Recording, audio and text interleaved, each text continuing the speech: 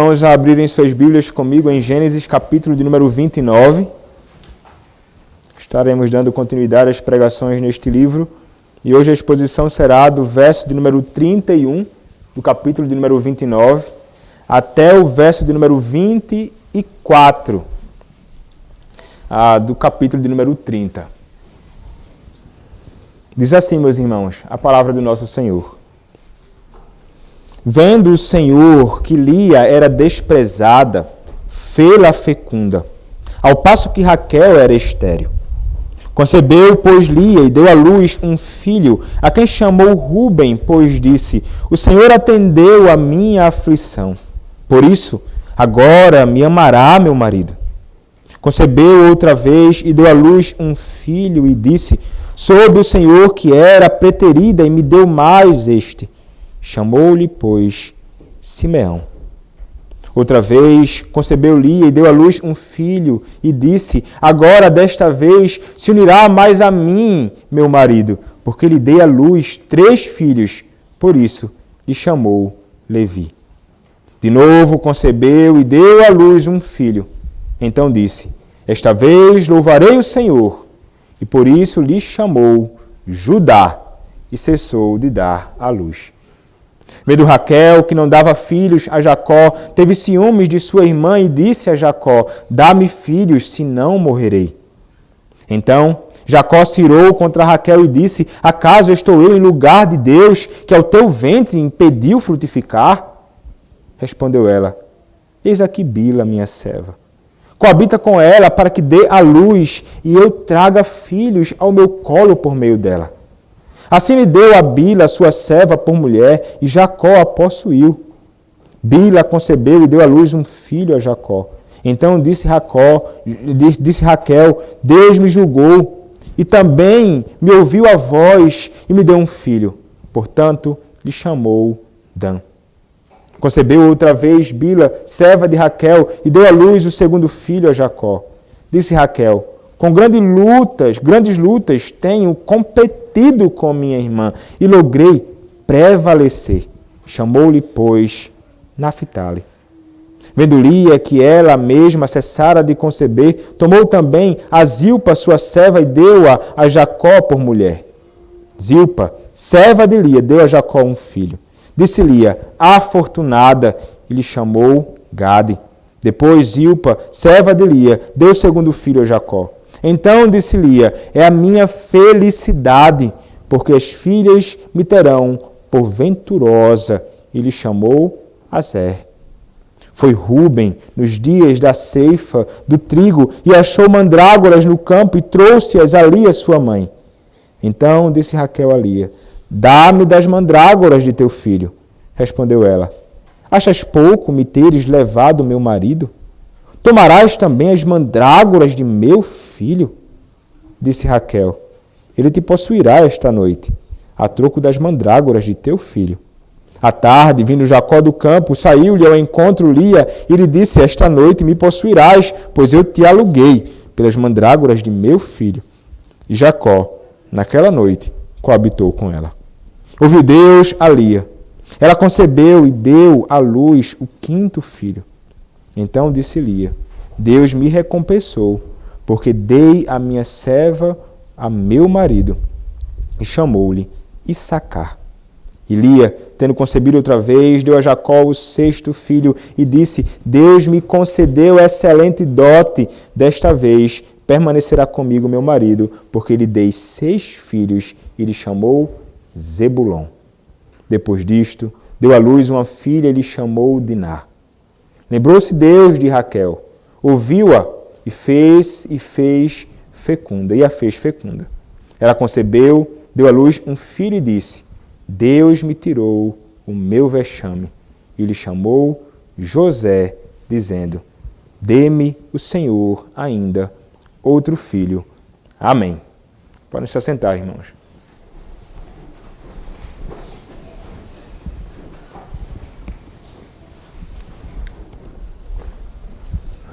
Vamos orar.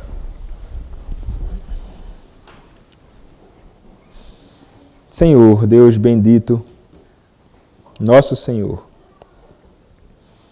Quero te pedir, Pai, nesta hora, que o Senhor me use na pregação da Tua palavra, na exposição desta porção da Tua Escritura, que envolve, Senhor, tantas coisas, conflitos, pecados, mas, ó Deus, que tem tantas coisas que podemos aprender através desta Tua palavra. E como o Senhor, soberanamente, conduziu tudo isto, e através de todo este conflito, o Senhor faz surgir da parentela deles aquele que será o nosso Redentor, aquele que é o nosso Redentor.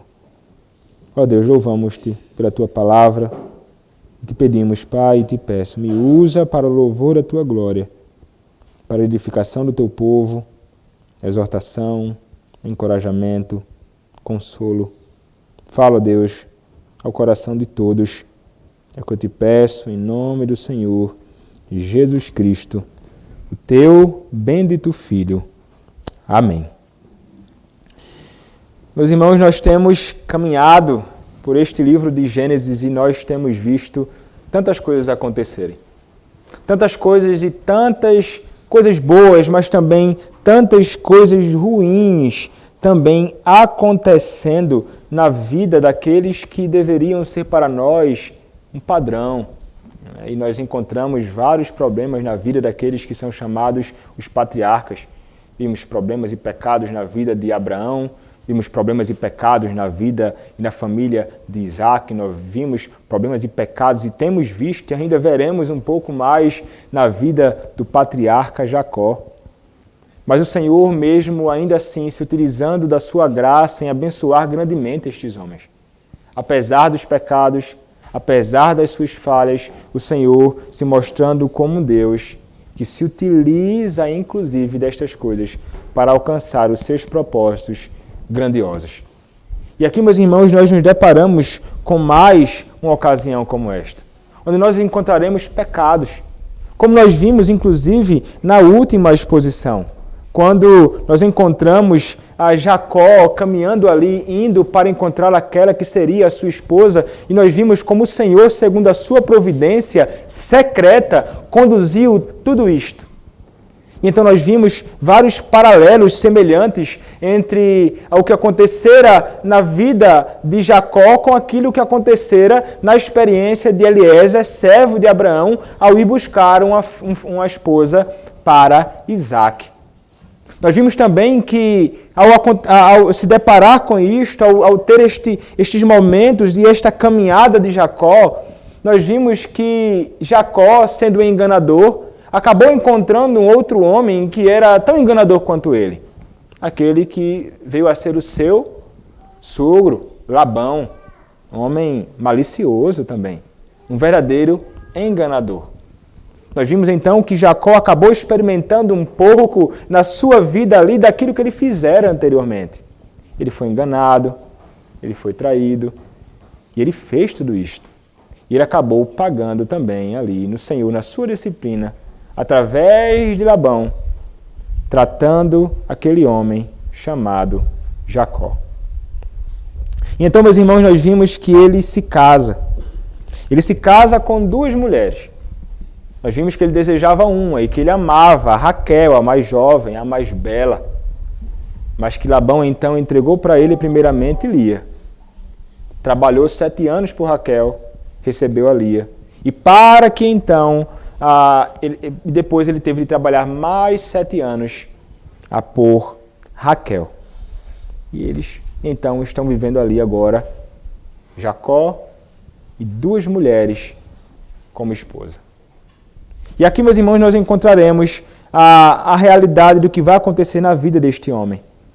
Que o pecado realmente, meus irmãos, tem consequências. E que muitas vezes eles começam a se revelar, como passará a se revelar aqui na vida de Jacó e na sua família. Nós veremos aqui grande conflito. Grande conflito. Não somente conflito entre Jacó e sua esposa, mas entre irmãs, debaixo do mesmo teto. Grande confusão E você pode olhar para isto e pensar assim, o que é de bom que pode sair daí? E nós veremos, meus irmãos, como o Senhor é grandioso em se utilizar destes acontecimentos e daquilo que você considera como desprezado e indigno, é justamente deste que virá aquele que será o nosso Redentor. É maravilhoso nós contemplarmos isto, mas atentemos para o que o texto nos diz e observemos o versículo de número 31 do capítulo de número 29. O texto nos diz assim, vendo o Senhor que Lia era desprezada, fê-la fecunda, ao passo que Raquel era estéril. Vejam só o que acontece. O Senhor, ele se volta para Lia. O Senhor, ele se volta favoravelmente a Lia. Ele passa a cuidar de Lia naquele momento, porque ela era alguém que era desprezada. Sim, meus irmãos, Lia, ela passou por maus e bocados. Ela passou por vários problemas. Imagine esta mulher. Era a mulher que casou primeiramente com o próprio Jacó, mas ela era aquela que era deixada de lado. Ela era aquela que não tinha o amor que Jacó tinha para com Raquel, a mais jovem. E ela então, meus irmãos, estava sofrendo demais. Imagina uma mulher assim. Ela sendo lá desconsiderada, Jacó se levantando, contemplando que não se tratava de Raquel, e então ele aborrecido, reclamando ali que não se tratava da mulher que ele tanto queria, e não sabemos se Lia ouviu aquilo, como é que foi que aconteceu ali naquele contexto, mas ela sabia que era desprezada. E essa mulher certamente sofria grandemente. E há razões para o sofrimento e tristeza. Trata-se de um homem que casou com ela, mas que não a tratava como a sua esposa. Que não amava ela como ela deveria ser amada, que não cuidava dela como ela deveria ser cuidada, e esta mulher estava ali numa situação muito difícil na sua vida. Muito e muito difícil. Mas é interessante observarmos que o Senhor, ele se volta justamente para aqueles que são desprezados e desconsiderados. O Senhor se volta então e é favorável a Lia, abrindo então o seu ventre. O Senhor a fez fecunda. E nós veremos esta mulher tendo vários filhos, sendo mãe de filhos, como nós cantamos no Salmo de número 113.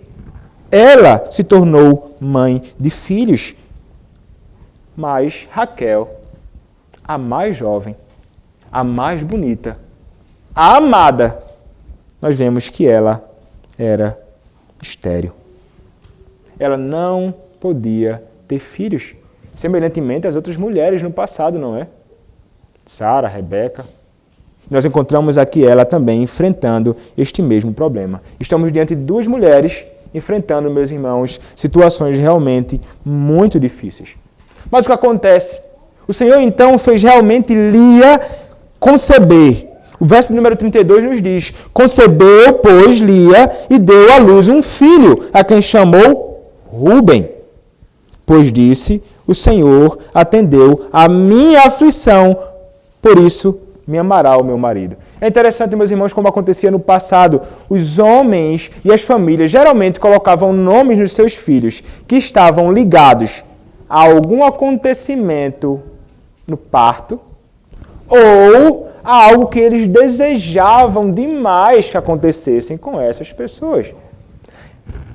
Ou as suas circunstâncias ali, né? Algo que essa pessoa estava enfrentando naquele contexto. E nós encontramos aqui justamente isto. Lia, ela vai olhar para aquilo, ela tem o seu primeiro filho e ela vai dizer então, Rúben é o nome dele. Por quê? Porque o Senhor atendeu a minha aflição. Ela está dizendo assim, o Senhor me ouviu. Isso seria o significado do nome, né, de Rúben. O Senhor, ele atendeu a minha aflição, ele me ouviu. Né?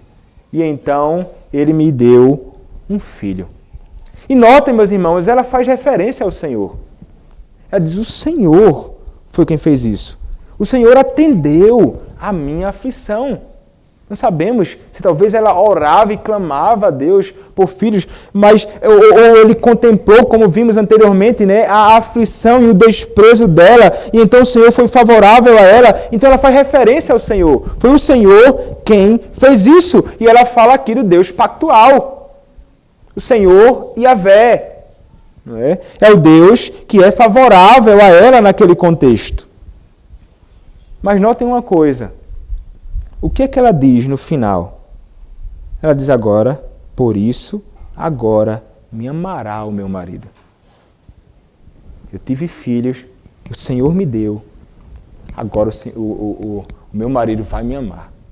Comece a perceber que, por mais que ela faça referência ao fato de que o Senhor é quem dá, parece que o propósito último da vida dela é agradar o marido dela. Ela quer justamente aquilo que ela não possuía. Ela quer o quê? Ela quer o amor de Jacó. É o que ela mais deseja, meus irmãos. Esta parece ser a ambição aqui na vida de Lia. É o amor do seu esposo. Ela possui o que a outra irmã não tem. Ela possui filhos, mas não possui amor.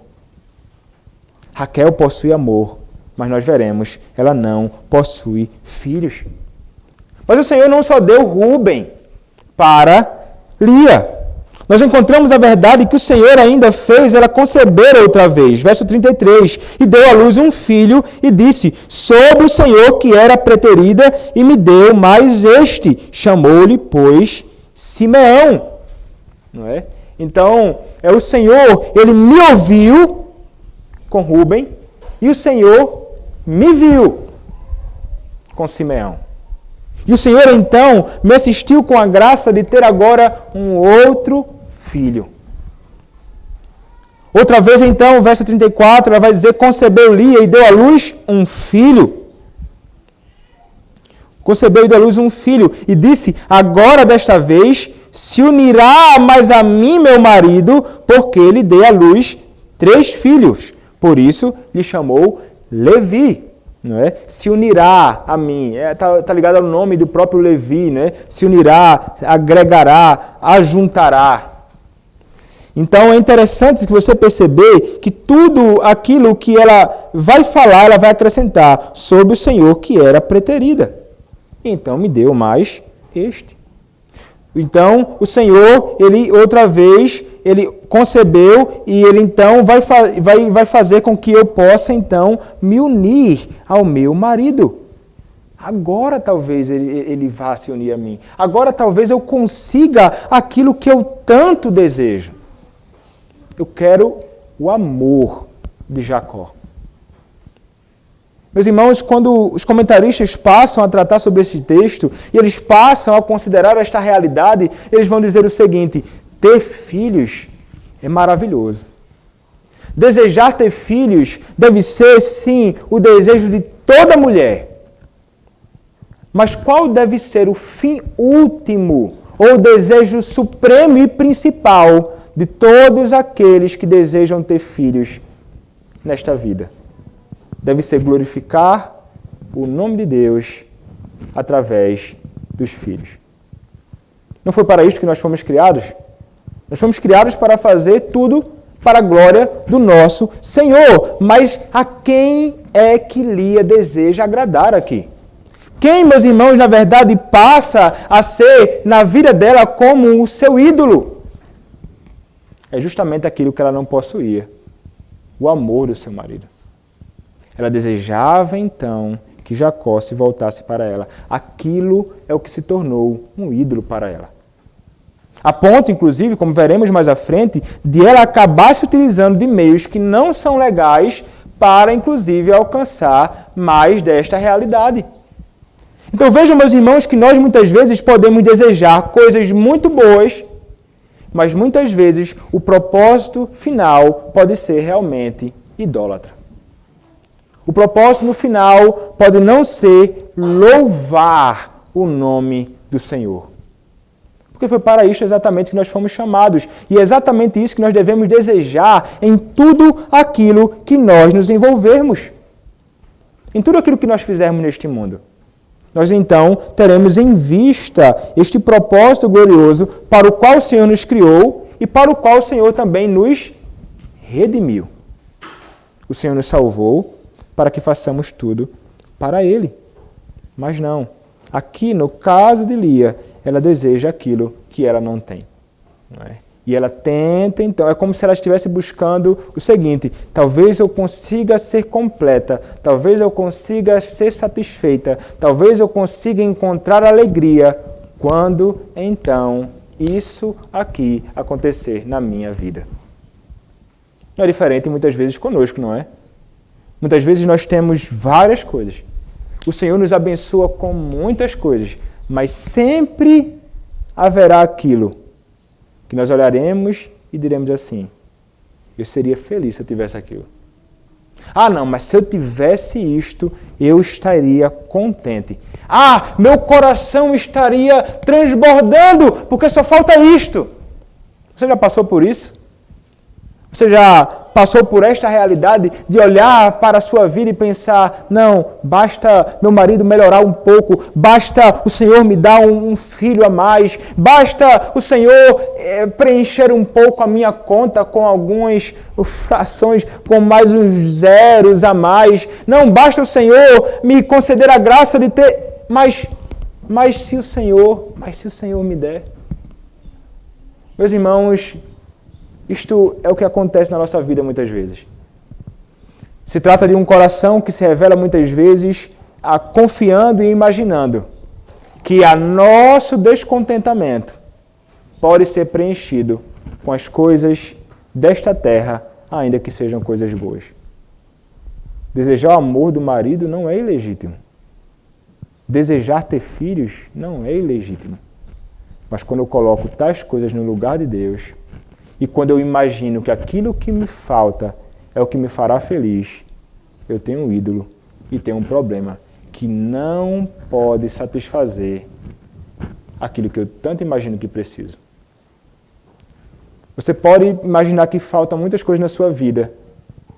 Você pode ter certeza que quando isso chegar na sua vida, isso não vai fazer você contente. Meus irmãos, o buraco do descontentamento no coração do homem é imenso. E não há nada que possa preencher senão Cristo. Não há nada que possa preencher senão o Senhor. O que é que faz um homem e uma mulher contentes no casamento? Ninguém deve imaginar: eu vou casar e então, ao casar, eu vou ser plenamente feliz. Só vai ser felicidade, meu amigo. Flores, alegria, deleite, prazer, não haverá problema. Meu amigo, se o camarada entra no casamento pensando que ele vai encontrar isso, pelo simples fato de agora possuir uma esposa, ou a moça, pelo simples fato de agora possuir um esposo, está totalmente equivocado. A única coisa que poderá fazer você feliz e contente no seu casamento, no meio de pecados, conflitos e problemas, é o Senhor. É Ele quem fará com que tenhamos prazer e alegria e que nunca sejamos descontentes. E que nunca sejamos pessoas que viverão o tempo inteiro como que abatidas e tristes. E eu sou preterida. Que coisa ruim. O Senhor então tem que me livrar desse estado miserável que eu estou vivendo. E então murmurando. Não, meus irmãos. Ainda que desejemos e devemos desejar que o Senhor nos ajude a que mudemos, a que as coisas possam caminhar, a que o coração do meu marido, da minha esposa seja transformado e que esta aflição passe, mas devemos sempre, como o apóstolo Paulo, na pobreza e na riqueza, nos momentos então de angústia e nos momentos de grande prazer e alegria, ele teve de aprender a ser contente em toda e qualquer situação. Este é o chamado para nós e isto é o que nós devemos considerar em toda a nossa caminhada, lutando contra o pecado do descontentamento. Lutando contra o pecado de que nós encontraremos satisfação nas coisas desta terra. Nós não encontraremos plena satisfação nas coisas desta terra. Você não encontrará. Eu não encontrarei. E Lia não podia encontrar isto. Mas ela desejava ardentemente aquilo. Ela queria o amor, então, de Jacó, o seu esposo, que realmente deveria amá-la. Mas é interessante, meus irmãos, que algo que acontece na vida desta mulher. E nós não sabemos o intervalo que se deu ali entre o nascimento do seu terceiro filho, chamado Levi, e o quarto filho, chamado Jacó. Ou melhor, Judá. Né? Nós não sabemos o intervalo, nós não sabemos o que aconteceu na vida dela. Mas, meus irmãos, parece que há uma mudança na vida dela ali. Pelo menos nesta ocasião aqui. Porque o texto nos dirá, verso 35, de novo concebeu e deu à luz um filho. Então disse, esta vez louvarei o Senhor. E por isso lhe chamou Judá e cessou de dar à luz. Meus irmãos, é como se algo tivesse acontecido, uma mudança no coração desta mulher aqui agora, ou que começou a mudar no coração dela. Ela parece agora olhar para isto e pensar, o que eu devo fazer ao conceber filhos é louvar ao Senhor. É dar glória a Deus e louvar a Deus pela bênção a mim concedida, neste caso em particular aqui, do filho. Ela já não acrescenta. Agora meu marido então vai. Talvez agora meu marido se aproxime de mim. Talvez agora meu marido me louve. Não. Ela diz. Está associado ao nome de Jacó. Louvor ao Senhor. Ela vai louvar a Deus por isso. Esta vez louvarei ao Senhor Yahvé. E vejam, meus irmãos, aqui está uma coisa que nós devemos também exercitar na nossa vida. É justamente o que acontece aqui nesta ocasião.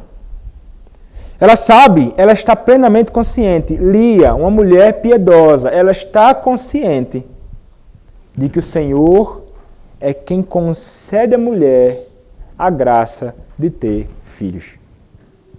Nós cantamos isso no Salmo, nós sabemos que esta é a realidade, esta é uma verdade, inclusive, que Jacó vai jogar na cara de Raquel, aqui um pouco mais à frente. E então, a quem ela vai louvar? Ela vai louvar ao Senhor. E é o que deve acontecer na minha e na sua vida o tempo inteiro. Vem nenéns, vem filhos, o que devemos fazer? Louvar ao Senhor. Vem bênçãos sobre mim, materiais, bênçãos sem medida, espirituais, que o Senhor nos concede diariamente, de modo ainda mais especial, no seu santo dia, no seu santo culto. O que é que nós devemos fazer? Louvar ao Senhor. Por que, meus irmãos? Porque tudo o que experimentamos nesta vida, tudo o que recebemos nesta vida, filhos e tudo mais, vem do Senhor. E o que vem dele deveria se transformar em palavras de grande louvor a Ele. Mas não somente em palavras, meus irmãos. Porque falar é muito fácil. Mas uma vida que louve ao Senhor por todos os benefícios que Ele nos tem concedido. Você tem feito isso? Você é alguém ou você é alguém que simplesmente murmura e é descontente? O que é que mais sai dos seus lábios?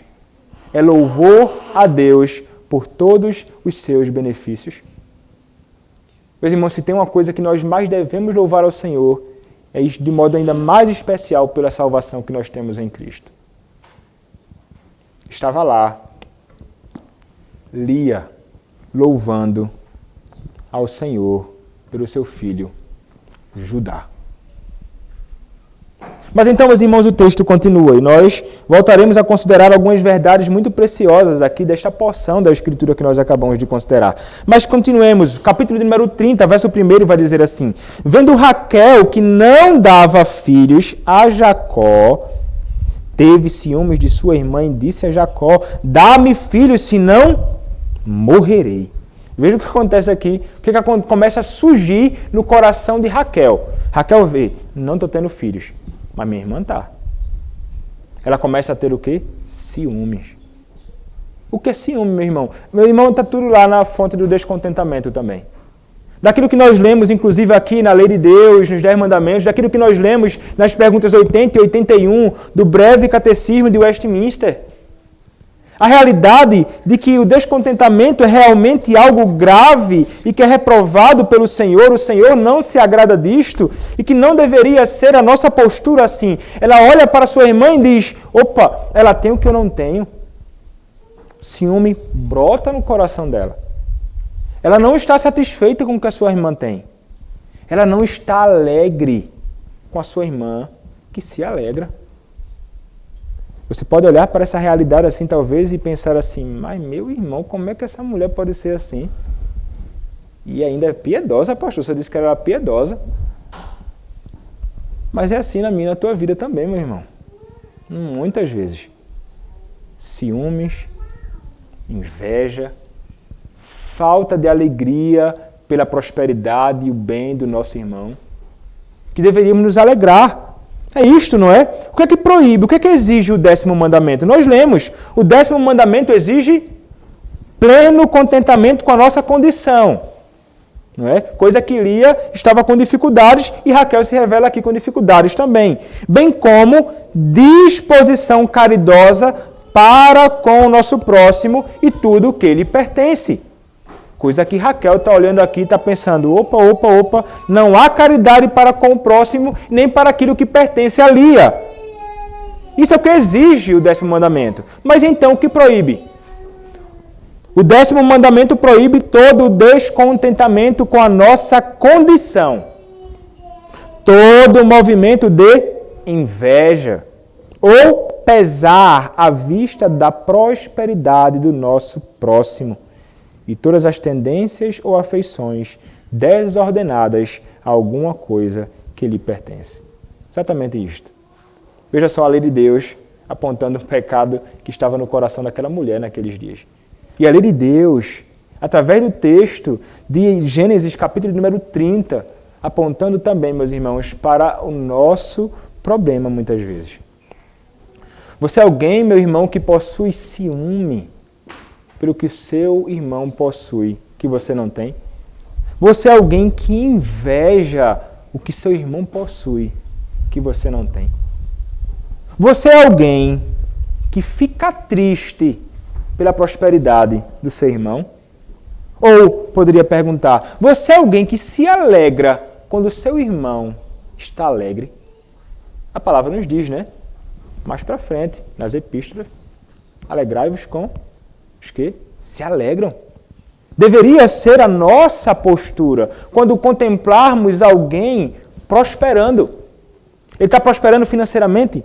Louvado seja Deus por isso. Ele está prosperando no que diz respeito ao cuidado do seu lar e a sua família tem crescido, as coisas têm caminhado bem, um bom andamento no seu lar e nas suas coisas. Louvado seja o Senhor por isto. Ele tem tido progresso nos seus estudos e nos seus negócios. Louvado seja Deus por isso. Alegrando-se. Deveria ser esta realmente a minha e a tua postura sempre. Mas muitas vezes não é assim que acontece. É como se desejássemos realmente a ruína do outro. Porque quando nós estamos com ciúme e inveja, é justamente isso. É como se desejássemos puxar o tapete daquela pessoa para que ele leve um tombo feio, porque na realidade o que eu desejava era estar no lugar dele. É isso que o invejoso faz, né? Eu queria estar no lugar de fulano. Quero dar uma rasteira nele. Ainda que você não diga isso, mas você é o seu sentimento.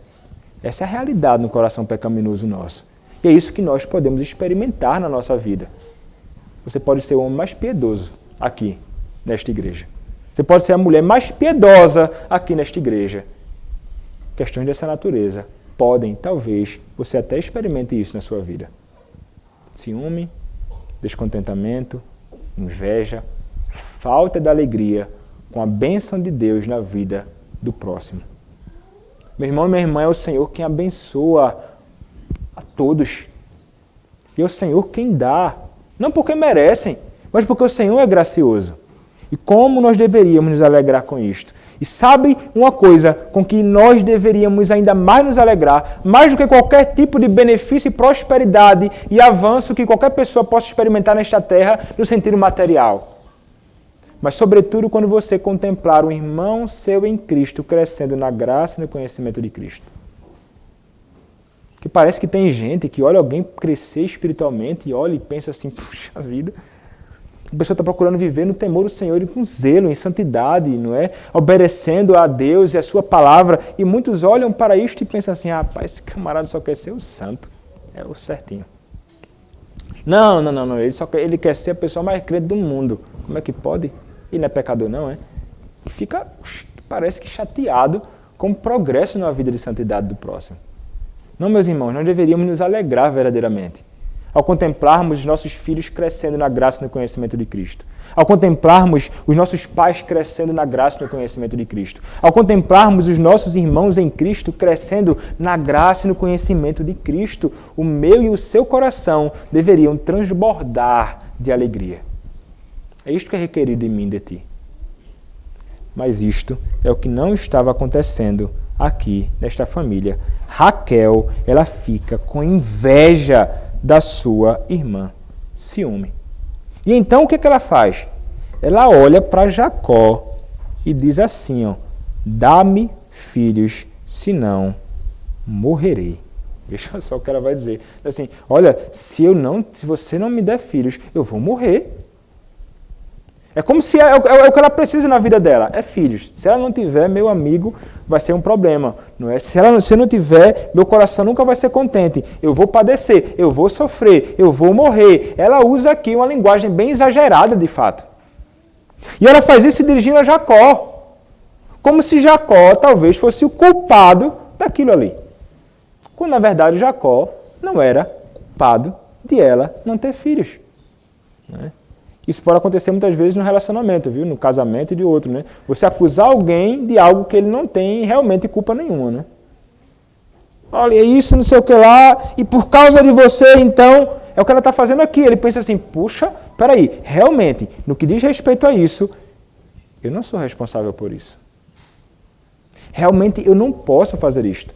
É algo que não está nas minhas mãos, mulher. Mas muitas vezes ela pode, a mulher, jogar então na cara do homem, ou o homem jogar na cara da mulher, da sua esposa e tudo, e você pensa assim, não, mas isso não está nas minhas mãos. A mulher deveria estar consciente disso, muitas vezes os homens também, daquilo que as nossas mãos não podem fazer. As nossas mãos não podem fazer. Mas o que acontece? Quando alguém muitas vezes age assim, sem a menor sabedoria, mas ela estava num momento de grande aflição, né? Angustiada. Mas ainda assim, isso não é razão para falarmos coisas que não fazem o menor sentido. Mas o ponto é, ela estava realmente perturbada e aflita e triste com aquilo, envolvendo uma série de sentimentos desordenados no seu coração. Ela lança essas palavras para o seu marido. Como é que ele responde? Meus irmãos, a resposta de Jacó é surpreendente. Então Jacó se irou contra Raquel, verso 2, e disse, acaso estou eu em lugar de Deus, que até o vento impediu frutificar? Meus irmãos, ele respondeu rispidamente a ela, com dureza. Jacó, que é dito o texto, ele amava a Raquel. Olha como ele se ira aqui. Ela fala de um jeito meio atravessado e ele responde devolvendo para ela aqui, ó. Toma, aí. Quem sou eu? Não fui eu que fechei teu ventre. Ele responde. E você olha assim e pensa, mas ele está falando certo, pastor. Ele está falando certo. Uma verdade doutrinariamente, bíblica, teológica, certo. Ele está sendo preciso. Preciso. Não há nada errado na resposta teologicamente de Jacó. Mas há formas de falarmos a verdade. Há formas de tratarmos questões como esta. Lembrem-se, Raquel estava aflita. O que ela mais desejava era ter filho. Como ele responde? Com dureza, rispidez, sem nem um pouco de amor e graça ao tratar com ela. Será que isso acontece nos relacionamentos por aí? Será que acontece isso no seu relacionamento, você com a sua esposa? Quando ela aflita, angustiada com algo, temendo realmente, algo que talvez para você não seja algo difícil. Você olha assim e pensa, peraí, eu dou de letra. Isso eu passo que é tranquilo. Para mim não é uma dificuldade isso. Mas para ela, trata-se talvez de uma coisa muito difícil. E ela pode talvez até responder, ou perguntar, ou acusar você. Mas como deveria ser a postura nossa, de todos nós, na verdade? Mas pensando em questões em termos de casamento, deveria ser com graça. Ele não deveria responder ela com dureza. Como você, marido, não deve responder a sua esposa com dureza. Tratando sem um pingo de amor e caridade e misericórdia quando há um problema real e ela precisa ali ser assistida, ajudada, aconselhada, orientada, cuidada, zelada, amada. É isso que deve acontecer. Palavras doces nos lábios. Vejam, há formas certas de se dizer a verdade. Há ocasiões certas. Nem toda ocasião é ocasião para se falar a verdade para alguém. Há ocasiões oportunas e há formas de se dizer. Jacó não agiu aqui como agiu Abraão. Jacó não agiu aqui como agiu Isaac anteriormente. O que Isaac fez? Sua esposa estava estéril. A quem ele foi recorrer? Ele orou ao Senhor. O que Jacó deveria fazer? Raquel, é o Senhor quem abre a madre. E eu vou rogar ao Senhor por você. Eu vou rogar a Deus para que Ele faça com que você possa gerar filhos e seja alegre mães de filhos, como diz o Salmo 113. E é isso que muitas vezes o marido deve fazer.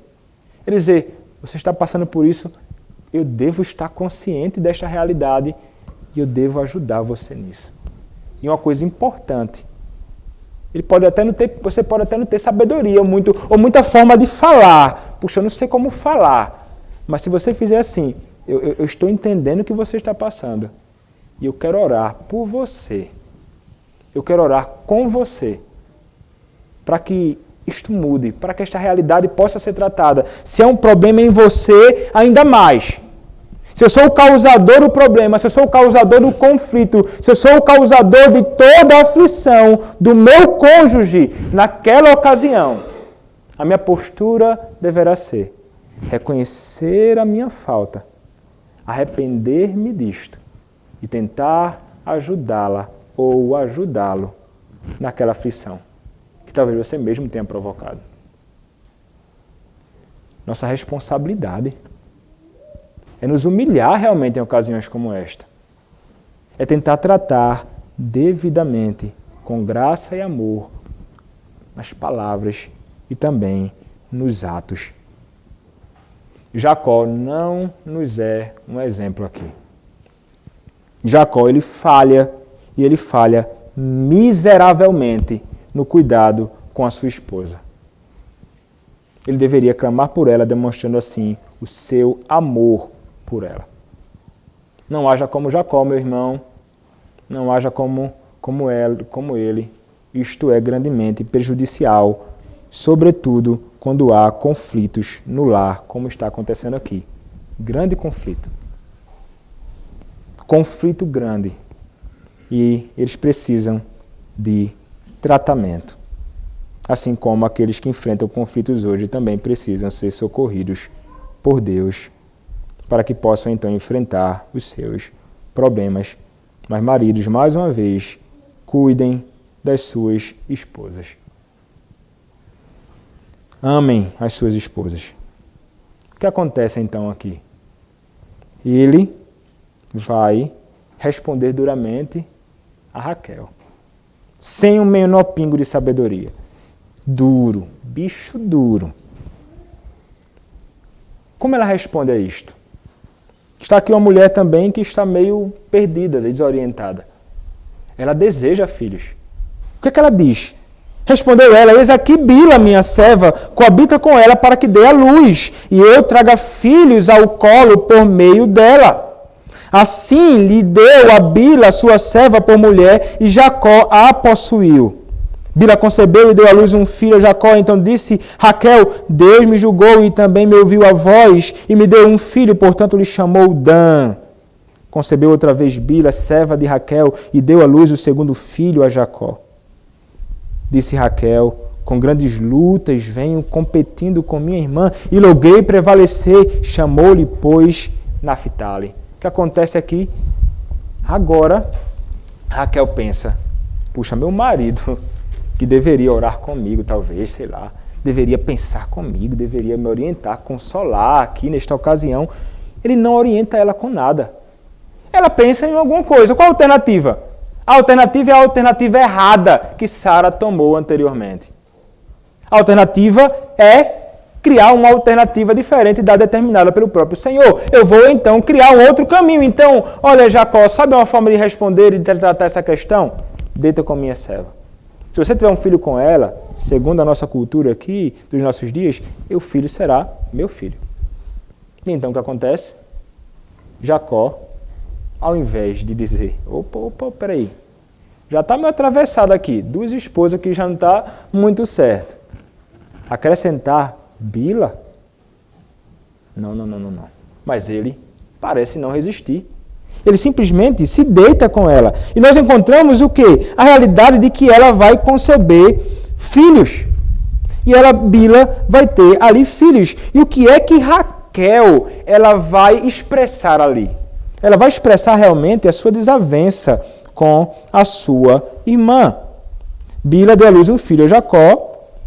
E então o texto vai nos dizer que ela chamou de Dan. O que é que Raquel vai dizer?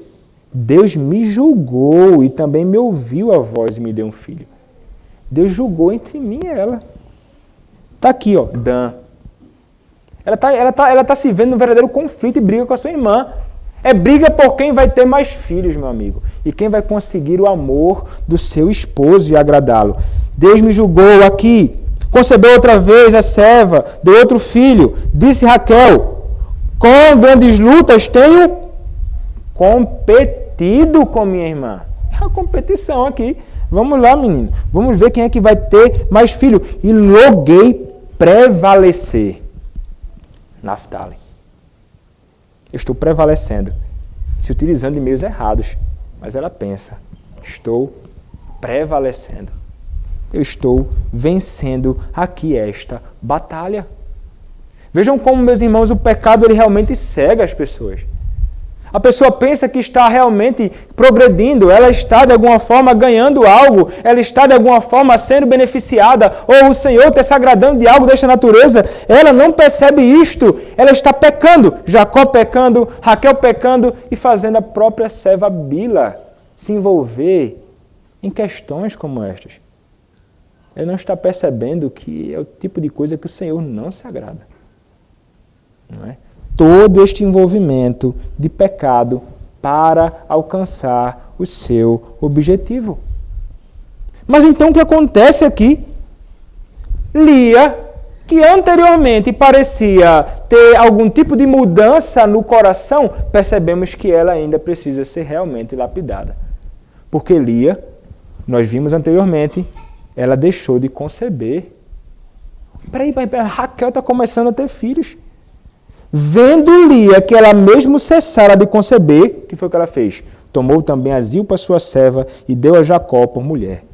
Zilpa, serva de Lia, deu à luz a Jacó um filho. Disse Lia, afortunada. E lhe chamou Gade. Depois Zilpa, serva de Lia, deu o segundo filho a Jacó. Então disse Lia, é a minha felicidade, porque as filhas me terão por venturosa. E lhe chamou Asser. Olha o que acontece. Agora Lia olha para aquilo ali e ela fez assim. Antes parece que ela não pensava em disputa. Talvez ela pensou em cessar a disputa quando louvou a Deus por Judá. Agora ela olha e pensa, não, eu vou entrar nessa briga de novo. Eu vou entregar Zilpa. Entra nisto aí. Jacó resiste? Não resiste. Jacó se envolve e tem filhos também com a outra serva. Vejam só, meus irmãos, o que estas mulheres estão fazendo, se utilizando verdadeiramente de meios pecaminosos para alcançar os seus propósitos. E como mencionei, elas pensam que estão ganhando realmente algo com isto, quando na realidade o Senhor nunca se agradou disto, ainda que ele se utilize de muitas destas coisas para alcançar os seus propósitos. Então, é isso que a idolatria faz, viu? O que é que um ídolo faz? Elas têm os seus ídolos aqui. O ídolo, ele sempre vai exigir de nós culto e sacrifício. Sempre. Mais coisas. Mas vamos pontuar essas. Sacrifício. Um ídolo sempre exigirá. Ele sempre vai requerer isso de mim e de ti. Pode ter certeza disso. E você vai ter de sacrificar muitas coisas para satisfazer a vontade do seu ídolo. Qual era o ídolo delas aqui? Elas queriam ser objeto do favor do seu marido. Uma, o amor, a outra, filhos.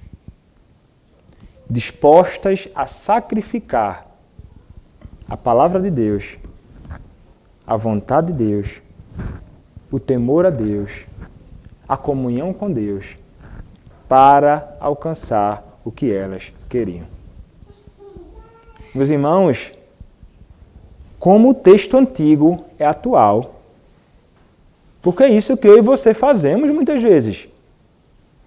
Quando queremos algo na nossa vida, nós pensamos assim, até coisas legítimas, o amor do meu esposo, a bênção de ter filhos, mas pensamos assim, mas eu vou me utilizar disso aqui, eu sei que não é muito certo não, mas eu vou fazer. Eu vou fazer porque afinal de contas eu desejo tanto um filho. Não, eu vou fazer porque afinal de contas eu desejo tanto colocar o alimento dentro da minha casa. Não, puxa, eu vou fazer porque afinal de contas eu desejo tanto agradar o meu marido.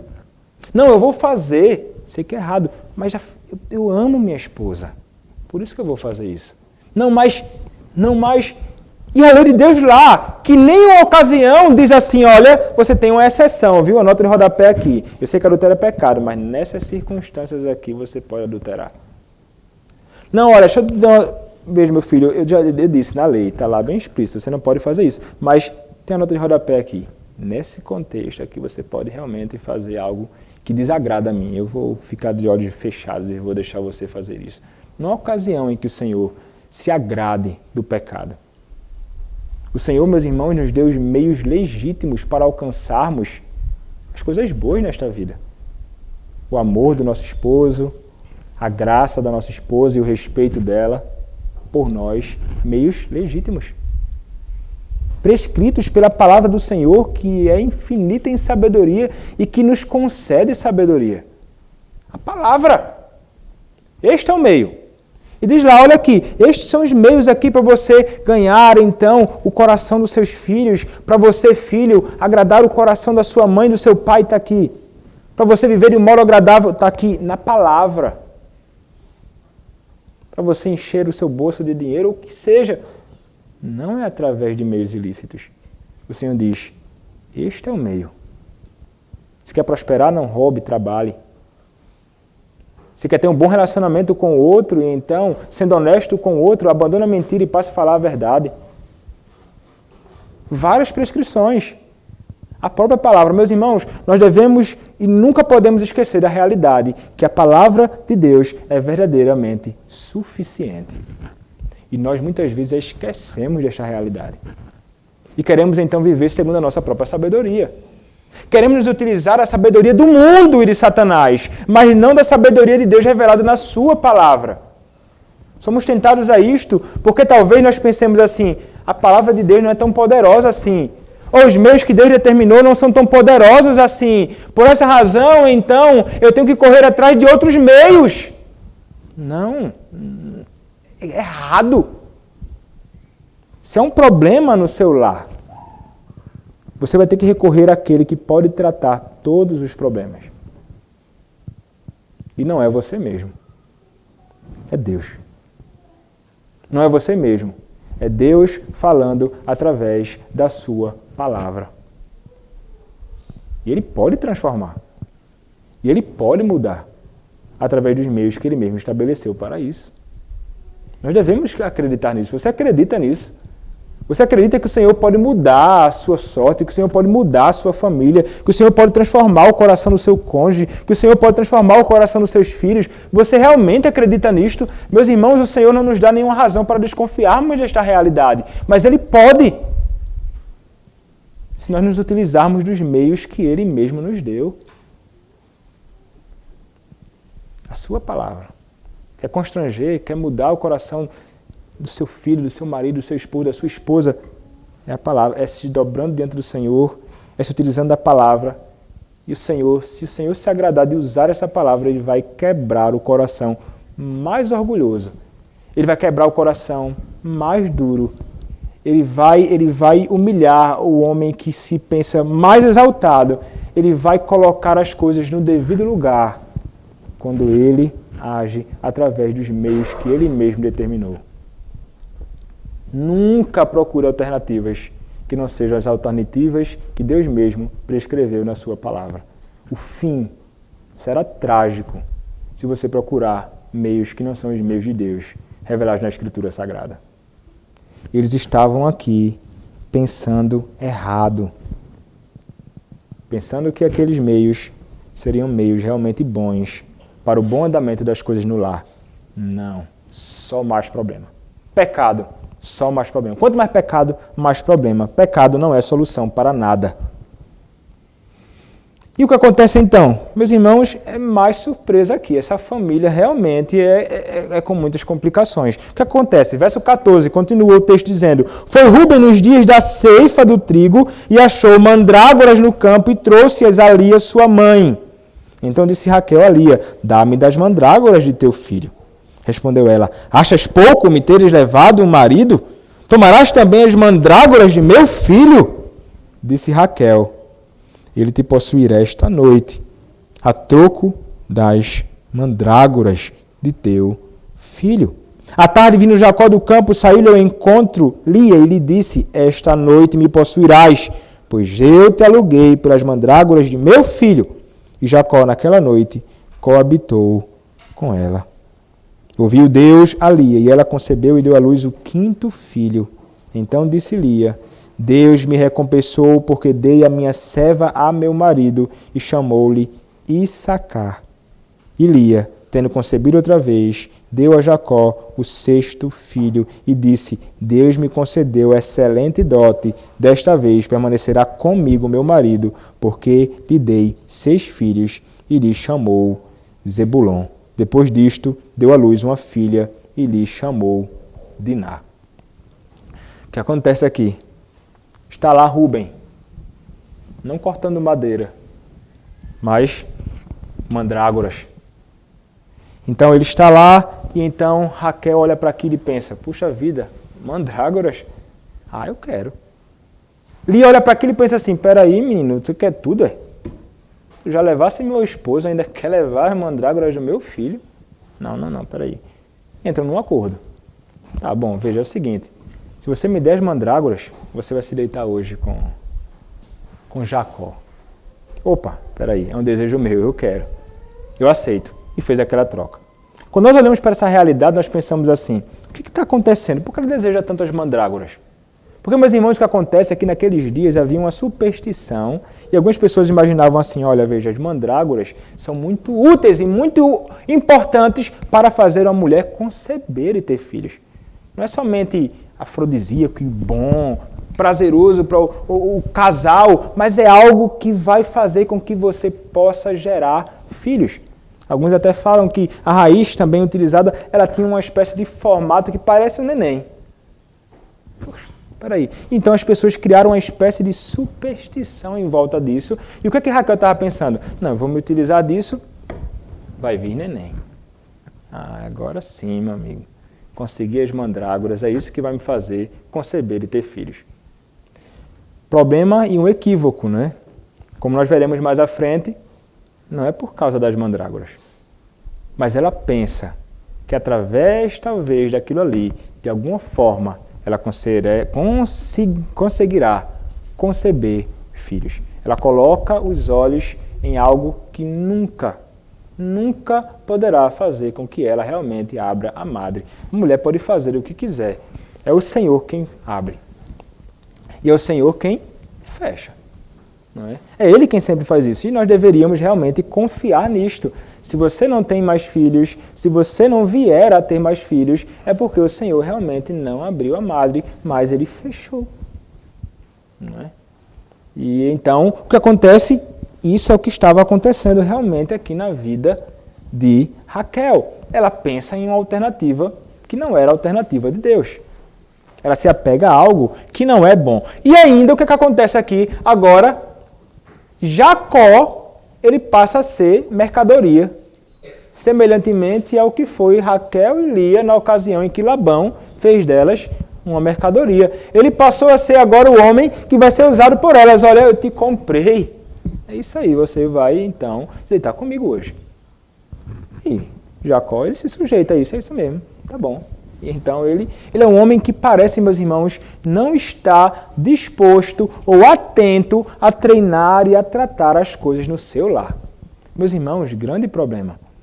E mais uma vez, meus irmãos, como nós deveríamos então ser atentos a isso. Em todas as ocasiões, a todas as ocasiões de conflitos, problemas e pecados na nossa vida, mas pensando aqui no contexto familiar, na família. Pode começar com uma coisa pequena, mas o pecado, ele é coisa terrível, é pequenininho. Não, menina, não vamos falar sobre isso não. Deixa isso para lá, daqui a tanto tempo a gente fala. Não, peraí, de novo tá falando sobre isso. Peraí, isso é coisa simples, não precisa nem tratar sobre isso. Vai passando, aí tome terra por cima do problema, né? Tá lá. Aí faz de desavisado, eu não estou enxergando, não estou conseguindo ver o problema. Passa. Quando você menos espera, olha o tamanho do problema que não foi tratado, que não foi resolvido, que não foi conversado. Meus irmãos, um santo remédio para qualquer coisa, nos relacionamentos nossos com qualquer pessoa e nos relacionamentos entre casais, um santo remédio é a comunicação. Comunicação. Se não existir comunicação, puxa, a gente precisa tratar sobre isso. E é não fugir, porque tem gente que pensa assim, puxa vida, está tendo um problema aqui, mas eu não quero entrar em conflito. Eu não quero entrar para tratar aquilo. Mas às vezes nós temos que entrar em conflito. Tem que entrar em conflito para tratar o problema. Não é ficar pensando, não, eu não quero mexer com isso. Não, tem que mexer. Se é pecado e problema, tem que tratar, tem que conversar, tem que sentar, tem que ouvir. Os dois, né? O homem ouvir a mulher ouvir o homem. Tem que conversar à luz da Escritura, orando junto, tentando tratar as questões. Não podemos passar por cima de nada dessa natureza, dessa forma. Só vai trazer problema. Só vai ser ruim para o relacionamento dos dois, para a caminhada da família, para o bem da igreja de Cristo, inclusive. Quando as coisas começam a desandar, não é? Justamente por essa falta de conversa e de trato. Não é? Assim, o pai ele pode fazer com o filho, né? Tem alguns casais, veja, não um padrão para todo mundo tem que fazer necessariamente dessa forma, mas tem pais que eu conheço que toda noite ele senta com a esposa e ele vai conversar com ela. E ele vai tentar, como a linguagem que eu uso, vasculhar o coração dele. Vai conversar com ela e então veja como ela está, os temores, conflitos. E então, com palavra, oração e instrução da Escritura, tentar ajudá-la. E conversar e oram juntos e vão dormir.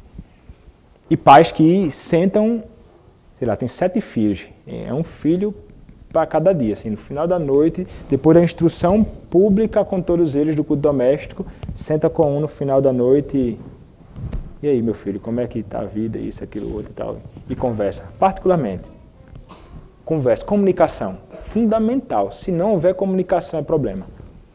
E não sei o que estou dizendo isso somente não. Você pega os livros de aconselhamento bíblico do J. Armes também, ele vai estar lá.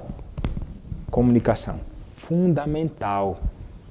Para continuar saudável e para tratar aquelas coisas que podem fazer com que o casamento não fique saudável. Então, além de estar atento espiritualmente às realidades da vida e a vida da esposa e os conflitos e problemas, tem que tratar biblicamente para o bem do casamento e para a glória do Senhor. Vimos aqui que, então, o Senhor, apesar de tudo, ao invés de abrir a madre naquela ocasião de Raquel, o que acontece? Lia. Mais filhos. Tome filho, Lia teve 6 filhos ali. e para diante do seu esposo Jacó. Ela realmente foi grandemente abençoada. Mas o que é que nos diz o versículo número 22 e os últimos versos aqui? Lembrou-se Deus de Raquel, ouviu-a e a fez fecunda.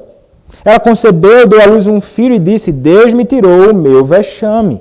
E lhe chamou José, dizendo: Dê-me o Senhor ainda outro filho. Lembrou-se. Você pensa assim, Deus esquece? Não, Deus não esquece.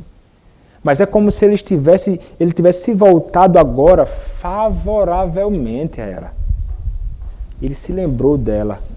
E é interessante que o texto diz, ouviu-a. Provavelmente Raquel até clamava a Deus. Não é? Talvez orasse ao Senhor. Ele a escuta. E o que é que ele faz? Ele a faz fecunda. Ele abre a madre. Quem é que faz isso, meus irmãos? O texto muito claro, é Deus quem abre.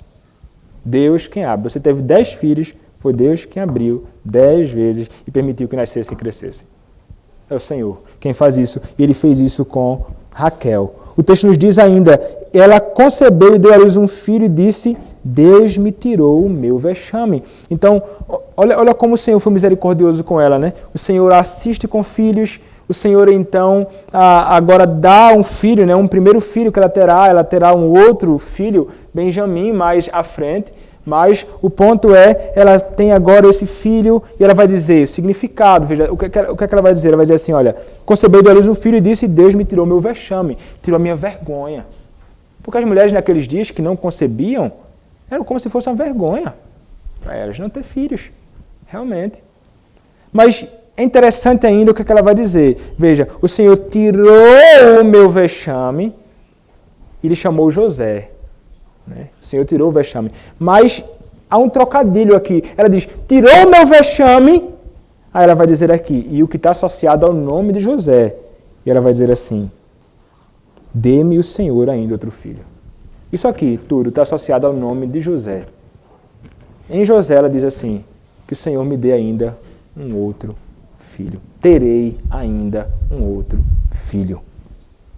E nós sabemos, virá um outro filho. Nós vimos anteriormente, ela dizia o quê? O que é que ela falava?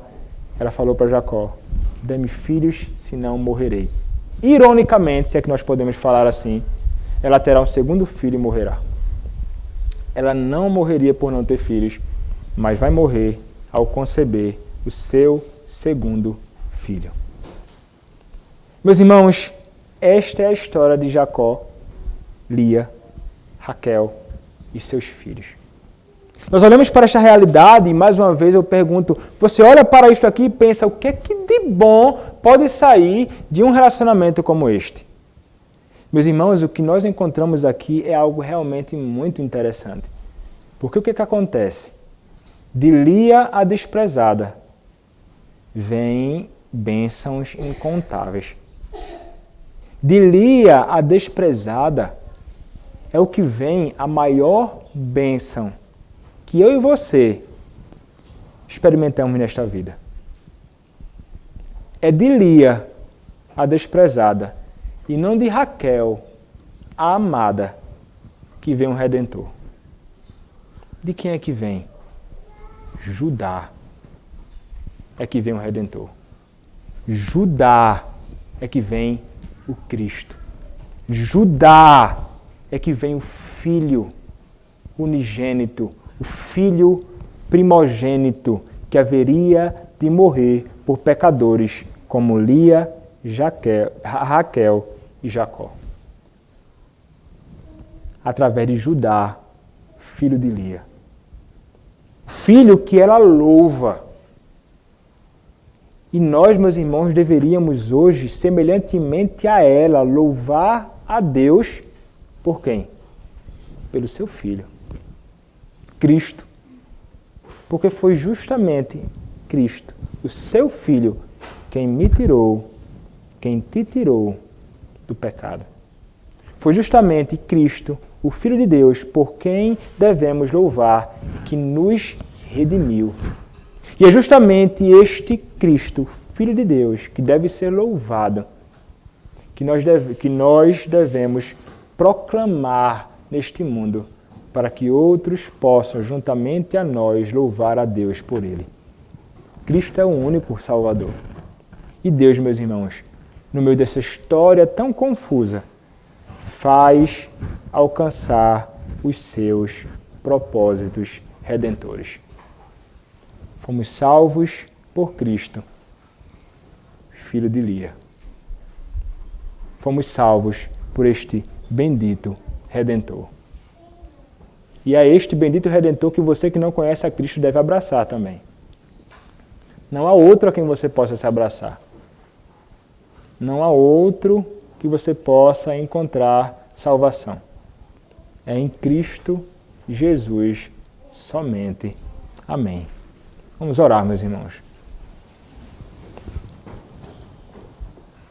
Senhor nosso Deus, nosso Pai, agradecemos-te, Deus, pela Tua palavra, pela graça de ouvirmos. Agradecemos-te, Senhor, porque a Tua palavra, ela sempre tem algo a nos ensinar, exortando-nos a vivermos segundo a Tua palavra.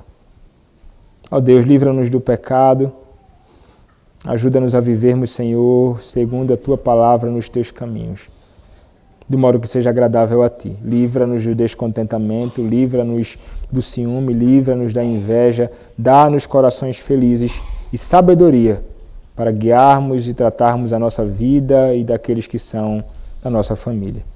Abençoa, Deus, o Teu povo, abençoa as esposas, abençoa os maridos, abençoa os filhos, se com todos, Pai, concedendo-lhes a graça de viverem segundo a Tua palavra, para o bem da sua casa, para o bem da Tua igreja e para o louvor da Tua glória. É o que nós te pedimos, em nome do Senhor Jesus Cristo, Teu bendito Filho. Amém.